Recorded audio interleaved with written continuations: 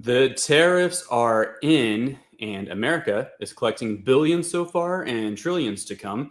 And now Trump says August will bring even more cash and make a lot of people very happy. Good afternoon, everyone. You are watching Filibusted. I am Doug Smith, and today we're going to be talking some more numbers and stuff.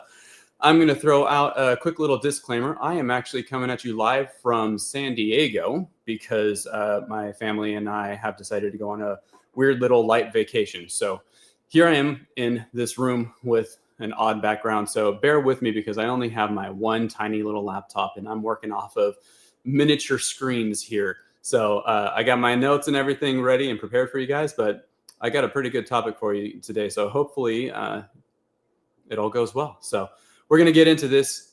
Reese talked about a little bit of this yesterday, and he did a really good coverage of how the U.S. could basically be making money and all that, right? And it continues to be a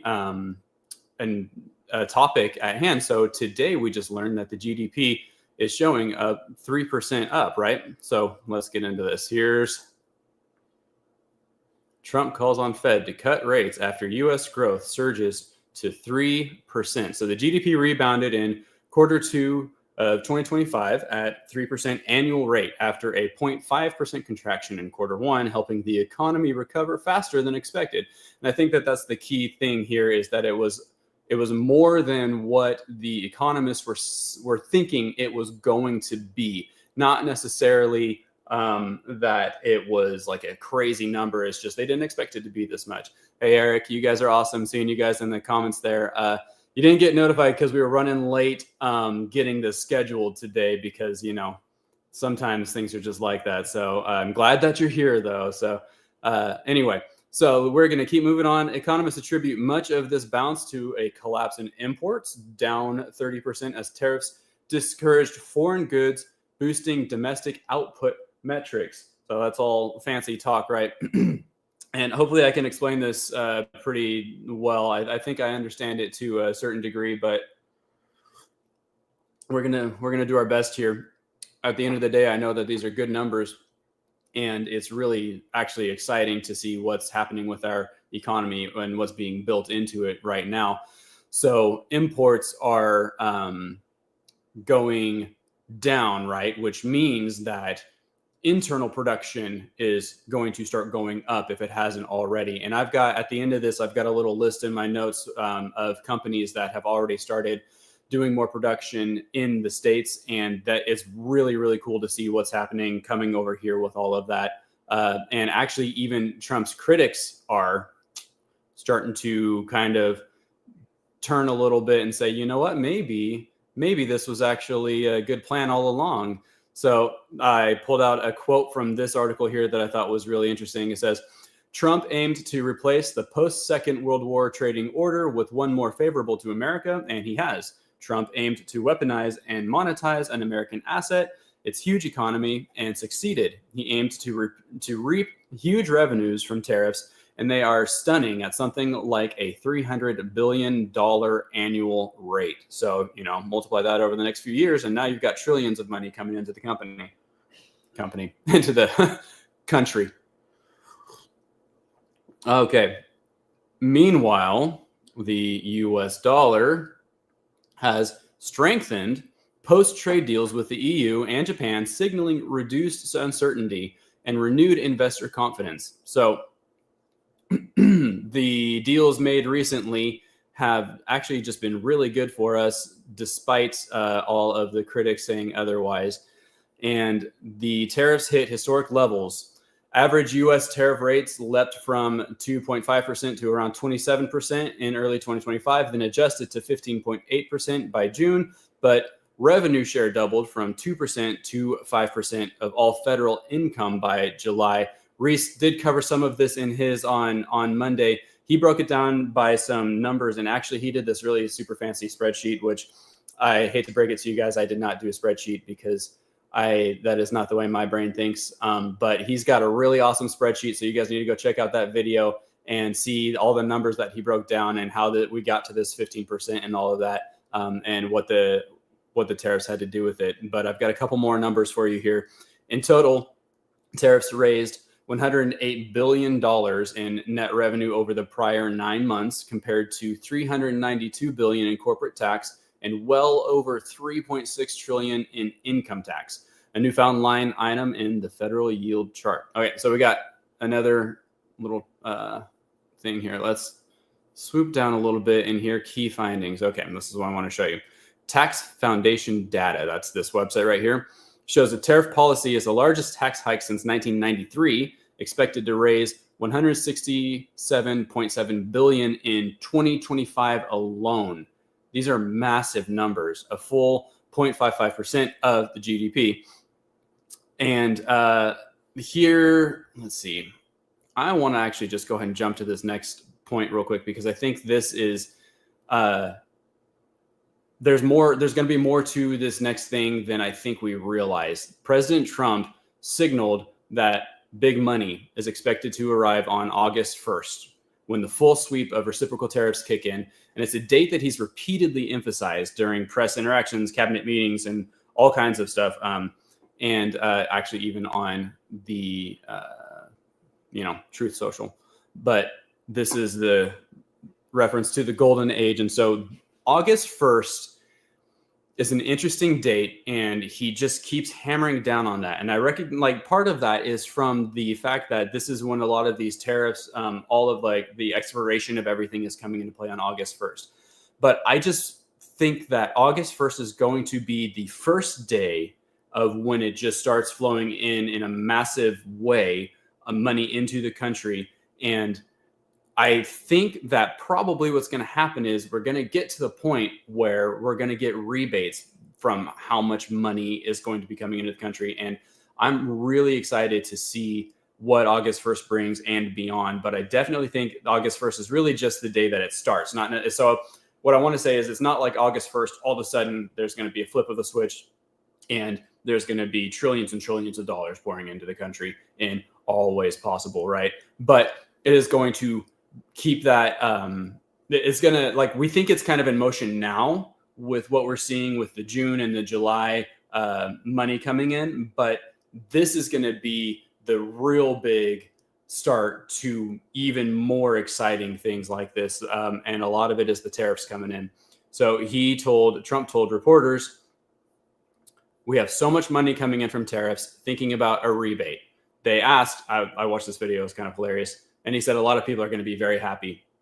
So a reporter asked him, what do you think about rebates? And Trump was like, that's a really good idea. You're going to get really, I think he said popular or something from asking that question. And he says, very good idea. We have so much money coming in, thinking about a little rebate for people. So that means you and I get cut a check from the federal government because of the money coming in being so much that they can afford to give the American people money because of the overflow. So we're going to see about that. And this is like outside of the whole Doge check thing, which that's a completely different story. But this doesn't have anything to do with that. This is actually just from Trump's actions, not necessarily saving the money from, not saving the government money from actually making money as a government institution, like, or just as like the government in general. So tariff rebate checks is on the table. Trump's remarks suggest a partial rebate, but he kind of focused a little bit more on lower income Americans funded directly from the tariff haul specifically. So I don't know what that looks like. My guess would be that it would be something like if you make $150,000 or less per year, because that was the cap for if they were to actually remove income tax. The cap that has been thrown around is if you make $150 a year or less, they want to be able to remove income tax for you. So if you make over that, you'd still pay. So I'm thinking that if they do a partial rebate of some sort, it would be kind of in that same vein. But I mean, hopefully it's just everybody. But because these days, 150,000, I mean, it's still a lot of money, but it's definitely not. It's not rich, not filthy rich, because man, we're getting hit hard with the inflation and everything. So hopefully we can just get that down too, right? So debt payoff and tax relief. Trump said tariff revenue may be used to shrink the national debt, perhaps even until tax cuts are feasible again. So that would be interesting to see if he actually was just giving out money and then got tax cuts in place. And then also we don't have to pay taxes to whatever degree that ends up being. I'm sure it's going to be a little bit complex. It's not just going to be like, it's all gone and we're all rainbows and unicorns, but it'll be something. So he has floated the idea of creating the External Revenue Service, which once again, that was something that Reese talked about the other day. And we've talked about it multiple times before on this channel. And I firmly believe, I'm pretty sure that we did a whole episode on Billy Long, the new head of the IRS. I firmly believe that putting that man, whether you like him or not, putting him in the position of power with the IRS was a great idea for getting like the big first step to actually removing the IRS from our lives entirely. I am so excited to see if that actually does happen. And I think it's going to. And this is just this whole story, everything that's happened with the 3% growth that we've seen today, that's news today, and everything up to this point, this is all just pointing toward that, in my personal opinion, inevitability of removing the taxes, at least most of them. Sorry, one of your guys' comment. So yeah, Project Looking Glass. That's right down my alley, but that's not what we're going to talk about today. Unfortunately, maybe I'll do a whole episode on that at some point in the future, but I don't know, because that gets a little speculative, and most people don't know about that kind of thing. So I'm impressed that you threw that out there. Okay, so what they're missing. This is my next little section: alternative narrative. Let's see. Traditional critics are arguing, of course, that the tariffs are going to harm growth. They don't like it still. They think that it's all a bad idea. They're citing the downgrade of U.S. expansion to 1.6% in 2026. That's what they're saying is going to happen, and supply chain disruptions. But that same pushback ignores the fiscal upside that is now visible. It's not really paying attention to the like tertiary effects that are happening from the money pouring into the country, right? So agencies like the Tax Foundation are warning, this one right here, warn of long-term output loss at a negative 1.3%, but those models often omit the direction, immediate revenue windfall now flowing into federal coffers.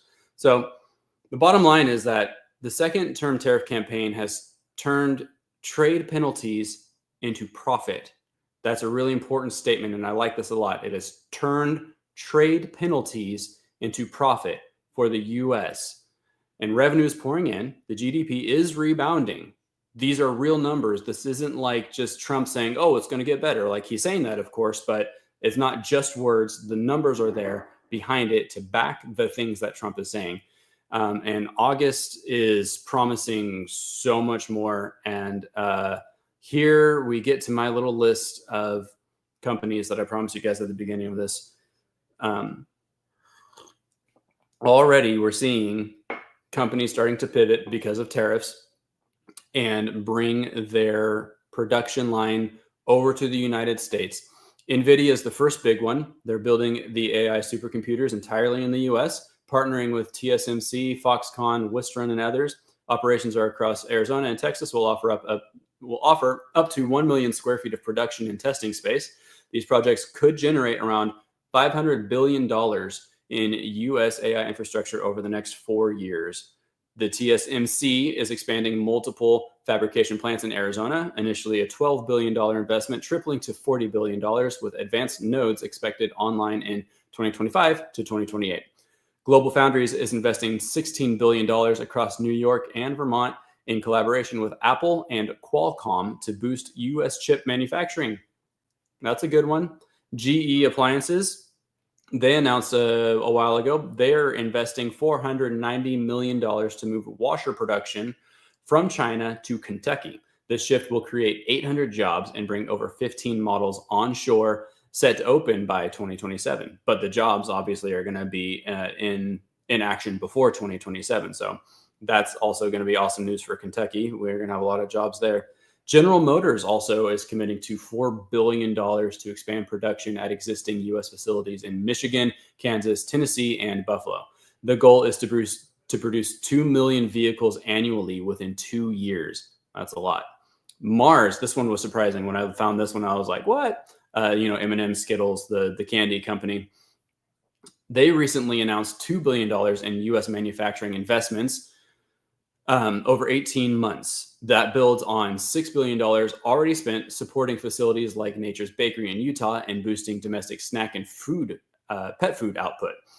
And then Logitech also, to reduce U.S. tariff exposure, Logitech is cutting its reliance on China from 40% to below 30% and aiming for just 10% by this year's end by shifting assembly to Mexico and other sites closer to the U.S. So that's not exactly in the U.S., of course, but it's still bringing jobs close by. And I got to be honest with you, I would still rather see stuff come out of Mexico than China. So, but I feel kind of partial to Mexico in a strange way. I really like, I like Mexico, I got to say. So anyway, here's just some other numbers for you. In 2024, over 244,000 manufacturing jobs were announced via reshoring, and this was in preparation for Trump coming into office. They were getting ready to, because he, was making these threats long before he became president. Nearly 7 in 10 U.S. manufacturers are now actively exploring or executing reshoring strategies in 2025, spurred by tariffs, geopolitical uncertainty, and rising logistics costs. So that's the end of that list for you guys. I'm going to try to keep this pretty short. As you can see, I blazed through it a little bit. That's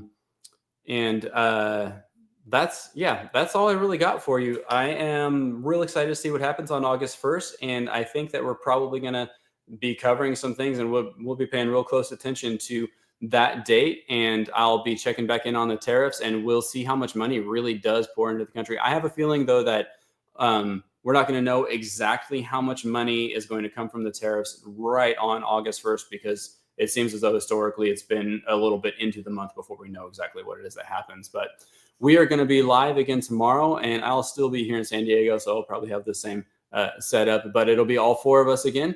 And we will see you guys then. So thanks for tuning in. I hope you guys have an awesome day.